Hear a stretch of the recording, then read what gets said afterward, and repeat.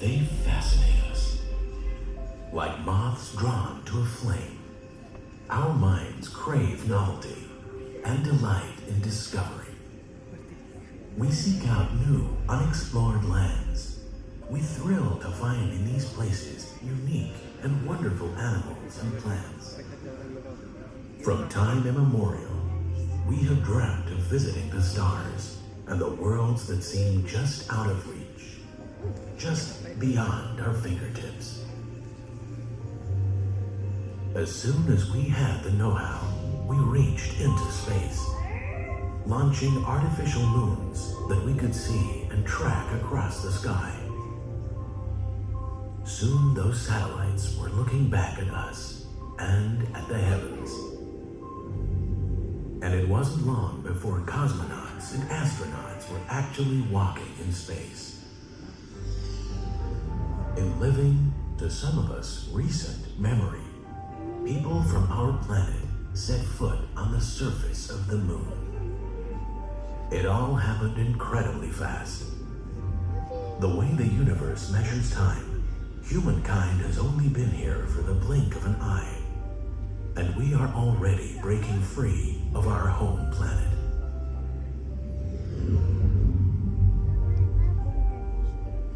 It was 1961 when the first human was launched into orbit. The following year, Mariner 2 left Earth behind on a voyage that took it to our closest planetary neighbor, Venus. In all, 10 mariners set out on journeys to Mars, Venus, and Mercury. They mapped our nearby planets. We saw them in stunning detail. We even got weather reports. Some were disappointed when the mariners found no monstrous aliens, no tropical forests teeming with extraterrestrial dinosaurs. But our scientific appetites were whetted. Project Mariner was succeeded by an ambitious new program to go even farther. Voyager.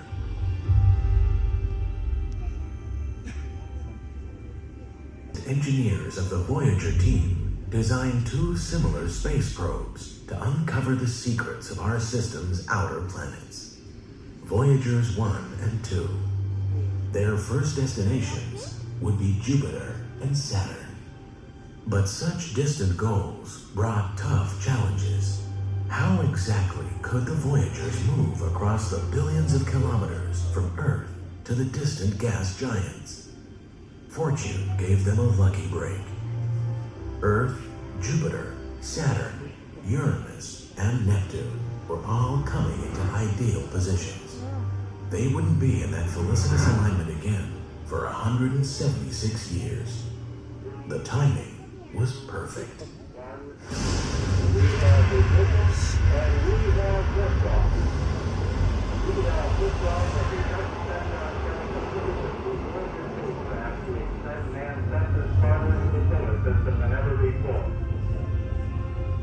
So on August 20th, 1977, Voyager 2 was launched from Florida's Cape Canaveral. On September 5th, Voyager 1 followed its twin on what would become the longest journey in history.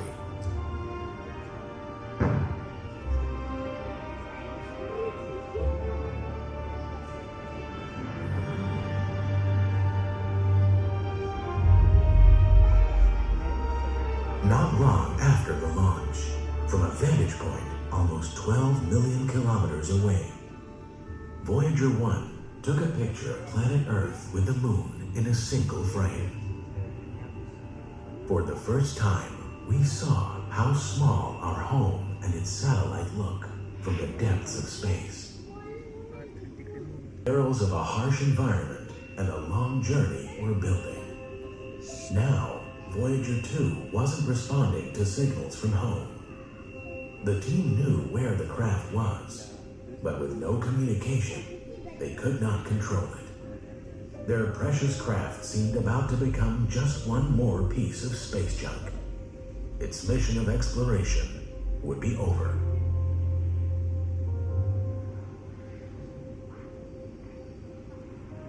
But engineers who could make a spacecraft like Voyager were just the kind of people who could solve a problem 200 million kilometers away. What they found was the Voyager 2's radio was fine, but its ability to tune it was out of whack. NASA's technical team would now have to recalculate the right frequency and retune the transmitter on Earth to match Voyager 2's receiver. They had to do that every time they wanted to send it a message. The connection still dropped out from time to time, but they always got it back. On the 5th of March 1979, a year and a half after leaving Florida, the rendezvous with Jupiter went exactly as planned. Voyager 1 reached and then flew by the largest planet of our solar system. The spacecraft's cameras sent back breathtaking views of a gas giant named after the king of the gods. For nearly 2 centuries, astronomers had wondered and speculated about Jupiter's gigantic red spot. What was it? It seemed just a blemish on the face of such a huge planet. But that spot was 3 times the size of Earth.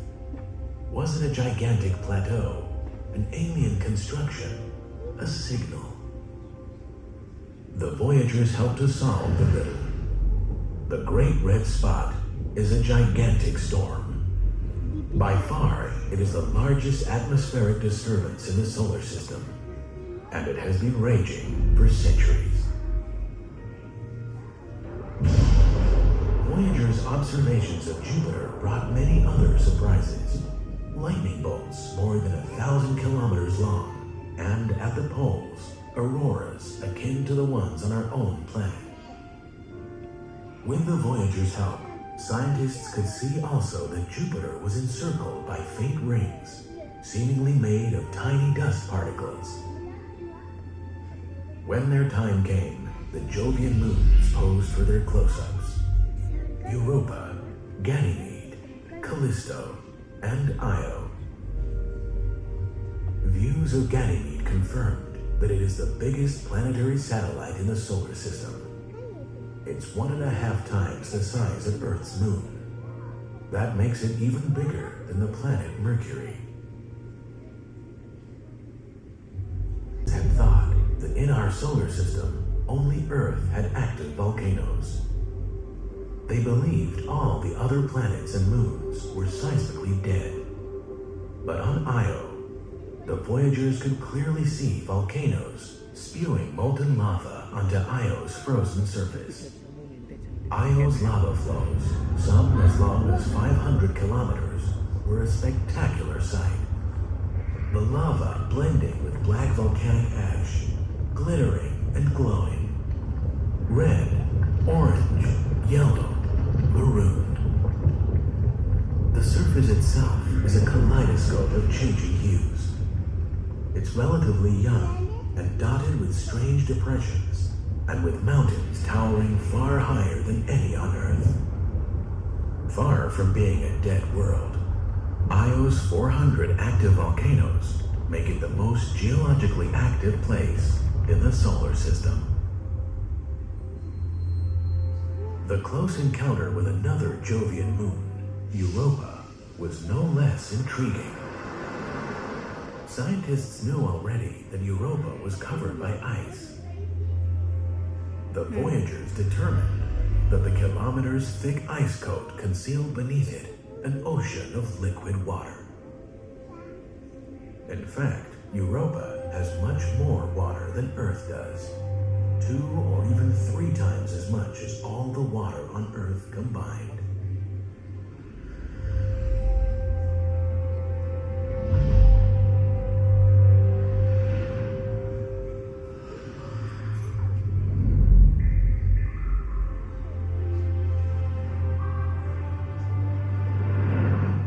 Liquid water makes life possible. Could it be that extraterrestrial life has evolved in Europa's hidden seas? It's not likely we'll ever find intelligent life in Europa's icy waters, But even the tiniest microbe would spark a revolution in scientific insight.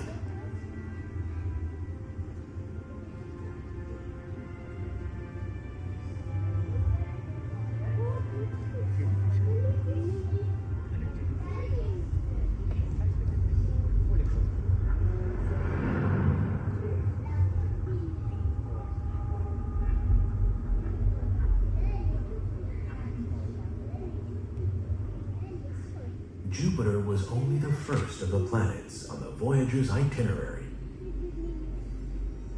It was that rare alignment of all the outer planets that sparked the Voyager's travel plans. Their next destination was the mystically beautiful planet that has inspired astronomers for centuries, and it was only a few 100 million kilometers away. It took a year and 8 months to cover that distance. It was November 1980 when Voyager 1 drew close to the beautiful ringed planet, Saturn. Every day of that visit brought new insights. From close up, scientists could see that Saturn's seemingly giant rings were actually thousands of tiny ringlets. Those striking and beautiful reflective rings were made mostly of water. Billions of ice crystals, ranging from tiny specks to fist-sized chunks, encircling the giant planet. Some were the size of a house. On Titan, largest of the Saturn moons, Voyager 1 discovered a beautiful lake district.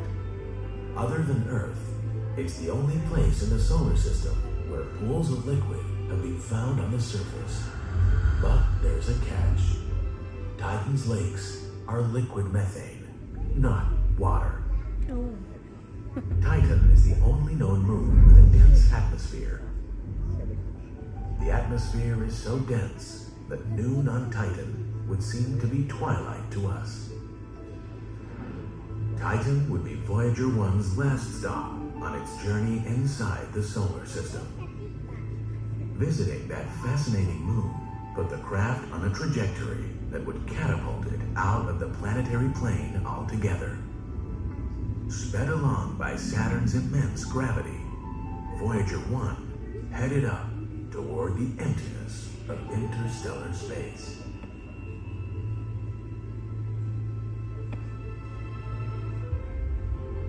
Voyager 2 did not follow. It had more places to visit right here in our own solar system. The probe got to Saturn in August 1981, 9 months after its twin. Voyager 2 discovered that Enceladus is relatively young, only a few 100 million years old. That makes it an infant by solar system standards. Its youth has given it a diverse and fascinating landscape. There are areas pocked with craters. In other places, smooth plains flow into areas where the surface is ribbed and buckled. There were also many ledges, ridges, and long cracks. Enceladus is mostly a huge ball of ice-crusted water with a big rock in the middle. Its icy white surface reflects more sunlight than any other celestial body in the solar system.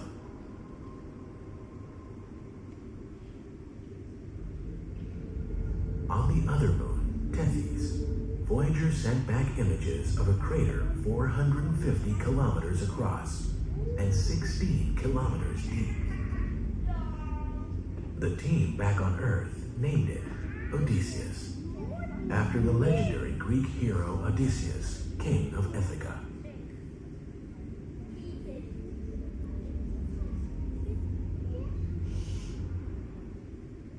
With its time to visit Saturn at an end, Voyager 2 used the force of the planet's immense gravity to speed it up and hurl it towards its next destination, the mysterious icy giant, Uranus.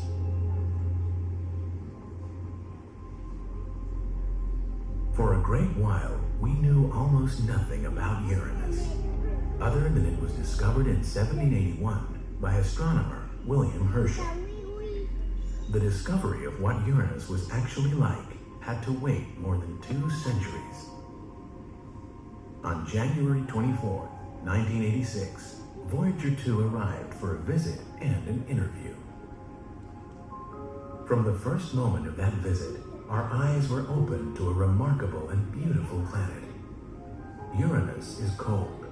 Its atmosphere is 217 degrees Celsius below zero. Its stunning pale blue atmosphere is made up mostly of hydrogen and helium. Voyager 2 made a special study of the Uranian moon Miranda. It came much closer to Miranda than to any of the others. The close-up portraits it took are stunning in their detail. Relatively small Miranda turns out to have a topography that is unique and diverse. Its rolling plains are dotted with craters and scarred by a web of huge fractures, canyons, and escarpments. Miranda, it seems, had a stunning and violent past. It had been shattered by a violent collision. In the aftermath, gravity drew the broken pieces back together, and Miranda was reborn. Voyager 2 spent only a couple of days near Uranus and its system before its momentum and Uranian gravity flung it toward its last rendezvous with Neptune, the other ice giant.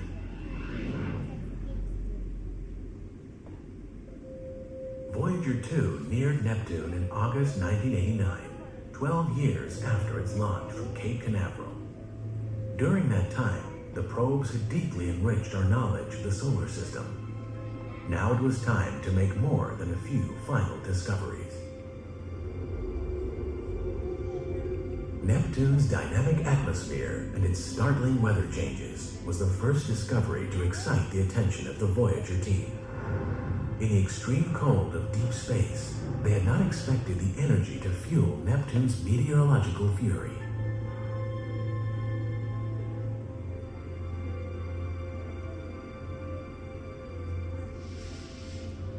In Neptune's southern hemisphere, Voyager 2 discovered what is now known as the Great Dark Spot, a permanent anticyclonic storm. Voyager found that Neptune's winds were the strongest in the solar system, their speed reaching up to 2,100 kilometers an hour. Voyager 2 also found a weak and fragmented system of rings encircling the planet. What the rings are made of and why they have a reddish hue is a mystery Voyager could not stop to answer. But there were more insights that were gained when Voyager 2 flew past Triton. Triton is the only large moon in the solar system with what's called a retrograde orbit. It moves around Neptune in the direction opposite to the planet's rotation. Scientists think that Triton's unusual orbital direction proves that it once was a dwarf planet of its own.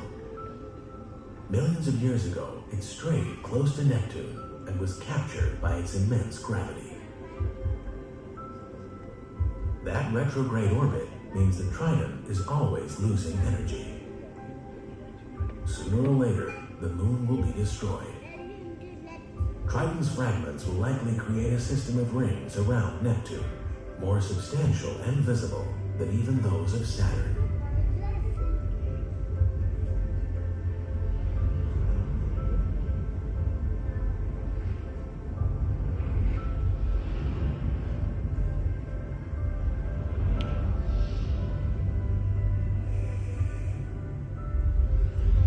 Voyager also found that Triton is one of the coldest objects in the solar system. The surface temperature dips down to minus 235 degrees Celsius. So, the scientists were amazed to find near Triton's south pole what they call cryovolcanic activity. A range of geysers that spew nitrogen and dust through cracks in the surface ice. The plumes are so powerful they can reach 8 kilometers above the surface. Neptune and its moons were the last stop on Voyager 2's journey through the solar system. From now on, like its twin, the spacecraft was headed outside our home system of sun and planets.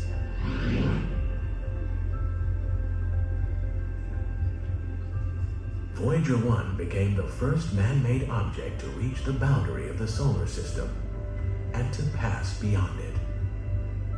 That happened in August of 2012. Voyager 2 is not far behind. Now both space probes are moving away from our solar system, each in its own direction. Their missions completed, the Voyager's onboard devices are gradually shutting down. At the very end, somewhere between 2025 and 2030, a half-century after their journey began, NASA will lose the connection to the Voyagers forever. But what could come next? Even after the probes can no longer send data back to Earth, the two valiant Voyagers will continue, moving farther and farther away from our sun. Millions or billions of years will go by. Humanity may be long gone. Even our own sun will eventually become a red giant. Even then, somewhere far beyond the farthest boundaries of our solar system, two human-made space probes will be carrying with them small tokens of who we are and who we were. Someday, the Voyagers may be the only evidence we were ever here at all. Voyager 1 and Voyager 2 each has on board a kind of time capsule. In it, there's a gold-plated copper disc and the stylus needed to play the sounds encoded in its grooves. Instructions on the cover explain how to make a record player. Whoever does that will hear greetings in 55 languages and be able to listen to the music of Mozart, Chuck Berry, Bach, Louis Armstrong, a Georgian choir, the ritual songs of New Guinea, the sounds of nature, and the songs of Earth's birds. The disc carries photos of Earth taken from space, of earthly landscapes, and the people who live in them. Scientists calculate it'll take about 18,000 years for Voyager 2 to get 1 light year from home. Then it will come as close as it ever will to a nearby star, Proxima Centauri. That star we recently discovered has a planet that might, just might, be hospitable to life. Maybe by that time, humankind will have found a faster route to the stars than the one Voyager's travel agents knew about.